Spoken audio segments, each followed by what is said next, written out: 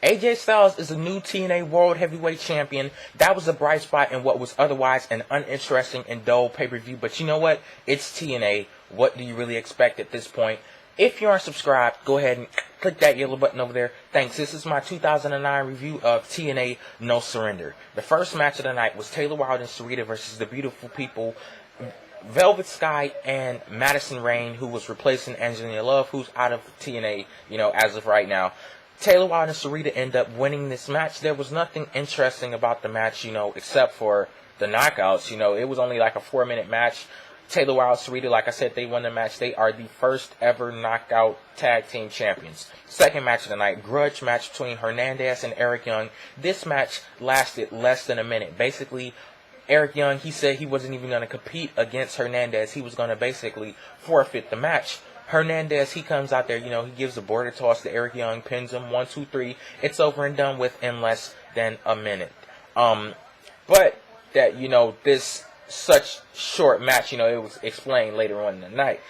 Third match tonight, TNA X Division Championship. The champion Samoa Joe ended up defeating his challenger, Daniels. I gave this match 3 stars. I was highly anticipating this match. I wasn't with TNA in its glory days, I think back in 2005. I heard all the stories about Christopher Daniels, AJ Styles, Samoa Joe feuding for the X Division Championship and everything. So I had high expectations with this match. I've had, issues with TNA in the past, and, basically, that was dumb of me to go into this match with high expectations because it did not live up to those expectations. I was expecting an excellent match, but I did not get an excellent match. Samoa Joe looked tired throughout most of the match, and Samoa Joe, I think he really needs to lose a considerable amount of weight if he wants to get back to his glory days. This match, it did disappoint. Fourth match tonight, the Pope, DeAngelo, Dinero versus Suicide.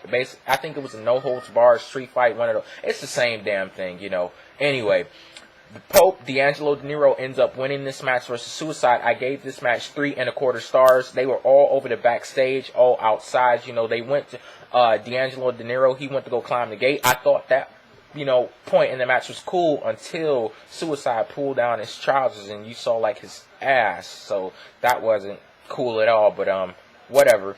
The match ended by Suicide setting up a table. He lays DeAngelo Dinero on the table. He goes to the top of where the wrestlers come out, like the tunnel, the entrance tunnel. He goes up there. He tries to drop down on like a seated senton or whatever the hell, whatever you want to call it. He goes to drop down on DeAngelo, but DeAngelo rolls out of the way. Suicide crashes through the table, and basically DeAngelo just lays right on top of him, pins him, 1, 2, 3, match over and done with. Fifth match tonight, TNA Knockouts Championship, ODB versus Cody Deaner. Yes, I said ODB versus Cody Deaner, who is a man. This match wasn't as bad as I thought it was going to be. It served its purpose as a comedy match. ODB, hell, if you were looking at the match, you would probably think that she was the man, She dominated throughout most of the match, and she beat Cody Deaner in 1, 2, 3 clean pin. She is the Knockouts champion. Sixth match tonight, $50,000 Bounty versus the Legends Championship. Abyss versus the champion Kevin Nash. I didn't watch most of this match. I actually took a break, to do other things. I came back, and it was basically like the end of the match. Mick Foley was trying to hand Abyss like a barbed wire bat, Barbie, and Kevin Nash tasered Abyss's balls, and he pins him. So Kevin Nash wins the $50,000, and he also retains his Legends Championship. Seventh match of the night, TNA Lethal Lockdown, Beer Money and Team 3D versus Scott Steiner, Booker T, and the British Invasion. This match was basically a waste of time. Nothing exciting happened in this match. It was boring up until the point where the last person came in the ring, and the last person I believe was Brother Ray. He came clearing house, with the steel chair. That's when weapons start to get integrated into the match. It didn't get exciting until about the 18th. Around the 20th minute of the match. The next thing I know, the match is over out of nowhere. Beer Money and Team 3D, they end up winning the match. That was it basically was filler. They just threw that together so they could fill up a couple of minutes. Eighth match tonight, The Boss makes his pay-per-view debut. Bobby Lashley. By the way, how the hell did Bobby Lashley get the nickname the Boss? And he's only been this is only his second match in TNA. I'm just wondering. But yeah, he ends up defeating the War Machine Rhino with a knockout punch. Okay, I guess Bobby Lashley's the Big Show now. But yeah, he ends up defeating the War Machine Rhino. This match was how long was this match?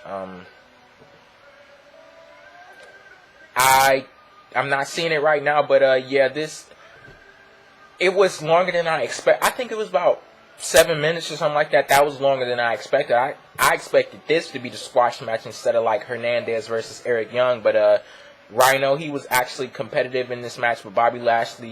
He showed his dominance. He ended up winning the match in the end. Ninth and final match of the night, TNA World Heavyweight Championship match. Sting, AJ Styles, Matt Morgan versus the champion, Kurt Angle. AJ Styles ends up winning this match. I was happy about that. That was a bright spot of the pay-per-view, like I said in the beginning of the video. And, yeah, Matt Morgan, I was surprised to see that he dominated most of the match, He dominated most of the match.